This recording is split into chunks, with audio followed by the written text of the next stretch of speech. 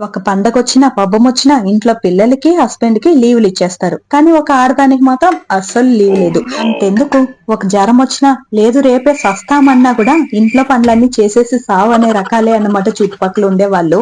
వాళ్ళు చెప్పకపోయినా మనం కూడా అదే చేస్తామనుకో, ఇల్లంతా శుభ్రం చేసేసి సద్దాము, సచ్చిన తర్వాత మళ్ళొచ్చి అందరూ ఇల్లు ఎలా పెట్టుకుందో చూడని అడస్తారనేసి ముందుగానే అన్ని శుభ్రం చేసేసి కూడా చచ్చిపోయే రకాలు కూడా మనమన్నమాట.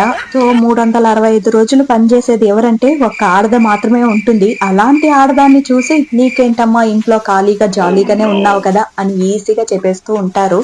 ఒక్కరోజు ఇంట్లో పని చేయమని చెప్పండి, ఎవ్వరూ ముందుకు రారు.